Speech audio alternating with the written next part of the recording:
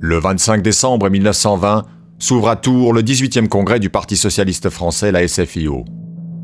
La question de l'adhésion à la Troisième internationale communiste fondée par Lénine après la révolution bolchevique divise les militants. Au bout de 4 jours de débats passionnés, une large majorité se prononce finalement pour l'adhésion. C'est la scission du mouvement ouvrier, la tendance majoritaire abandonne la SFIO pour créer ce qui deviendra le Parti communiste français. La discorde avait commencé avec le ralliement des socialistes à l'Union sacrée pendant la Grande Guerre.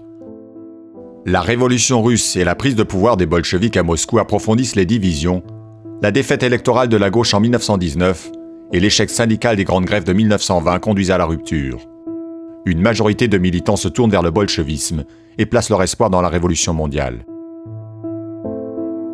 Mais une fraction des socialistes incarnée par Léon Blum rejette catégoriquement l'alignement inconditionnel sur Moscou et les 21 conditions posées par Lénine au ralliement. La scission est inévitable, les 3/4 des militants quittent la SFIO, emportant dans leur bagage le journal L'Humanité qui deviendra l'organe officiel des communistes.